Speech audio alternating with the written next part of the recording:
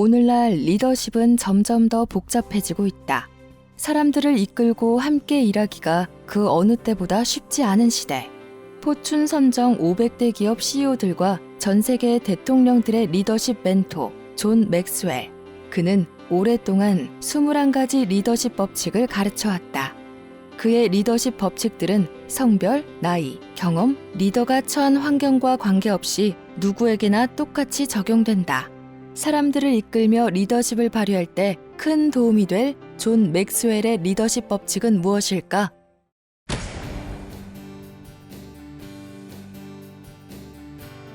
(1911년) 탐험대 두 팀이 엄청난 목표를 달성하기 위한 여정을 시작했다.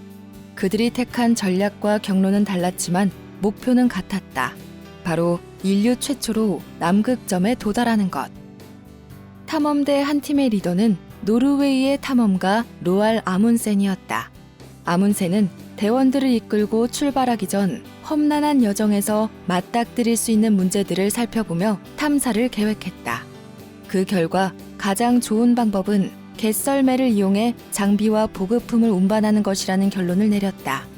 그는 대원을 모집할 때 스키 전문가와 개를 잘 다루는 사람들을 뽑았다. 아문센의 사전 준비는 섬세하고 치밀했다. 그는 탐사 경로 전체에 걸쳐 여러 개의 보급품 창고를 설치한 뒤 필요한 물품들을 미리 채워두었고 대원들에게 최고의 장비를 지급했다. 또 다른 팀의 리더는 로버트 스콧. 영국 해군 장교 출신인 그는 이전에 남극 지역을 탐험한 적이 있었다. 그는 갯썰매 대신 엔진이 달린 썰매와 조랑말을 활용하기로 했다. 하지만 출발한 지 닷새 만에 엔진이 얼어붙어 썰매가 작동을 멈췄고 조랑말 역시 혹독한 추위에 역할을 하지 못했다. 1912년 1월 7일 스콧의 팀이 남극점에 도착했을 때 그들의 눈에 들어온 것은 펄럭이는 노르웨이 국기와 아문센이 남긴 편지였다. 스콧의 팀이 집에 돌아오는 과정은 더 끔찍했다. 혼수 상태, 심한 동상에 시달리던 그들은 베이스 캠프로부터 240km 떨어진 곳에서 사망했고 스콧은 최후의 순간을 앞두고 자신의 부족함을 인정하는 편지를 남겼다. 누구나 배를 조종할 수 있으나 항로를 정하는 일은 리더의 역할. 이것이 항해의 법칙이다.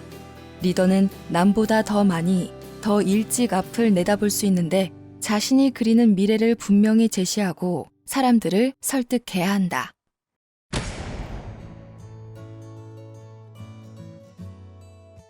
미국 역사상 가장 훌륭한 대통령으로 꼽히는 에이브러햄 링컨. 그런 그도 처음부터 영향력을 발휘한 것은 아니었다.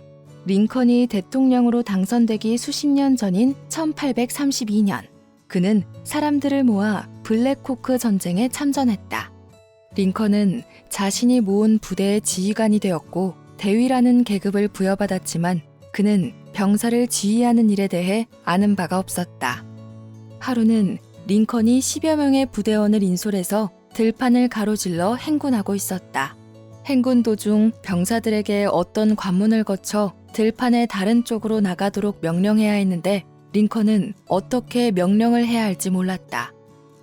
아무리 생각해도 명령어가 떠오르지 않았고 관문 근처에 다가갔을 때 그는 2분간 부대를 해산한다. 그리고 문 반대쪽으로 다시 집합하라 라고 외쳤다. 이후 군대에서 링컨의 영향력은 줄었고 나중에 군 생활을 마감할 무렵 링컨은 자신에게 꼭 맞는 지위를 찾아냈다. 바로 이등병이 되는 것이었다. 시간이 흐르며 수많은 경험을 쌓은 끝에 링컨은 커다란 영향력을 발휘하는 인물이자 훌륭한 대통령이 되었다. 리더십의 진정한 척도는 영향력. 사람들에게 영향을 끼치려면 다음과 같은 요인들을 고려해야 한다. 먼저 성품이 중요한데 진정한 리더십은 리더의 내적 성품에서 시작된다. 두 번째는 관계인데 인간관계가 튼튼할수록 리더십의 잠재력도 커진다. 세 번째는 직관이다. 리더가 되려면 눈에 보이는 수치를 파악해 결정하는 것 이상의 능력이 필요하다. 조직의 활기, 직원들의 사기, 타이밍, 추진력 같은 눈에 보이지 않는 요인들도 파악하고 여기에 영향력을 발휘할 방법을 찾아야 한다. 지난 50년 동안 리더십을 가르쳐온 존 맥스웰은 이렇게 말했다. 세상의 모든 것은 리더십에 따라 상승하고 추락합니다. 성과의 차이를 만드는 것은 바로 훌륭한 리더십. 리더십이 모든 성공과 실패를 결정한다는 것을 기억해야 한다.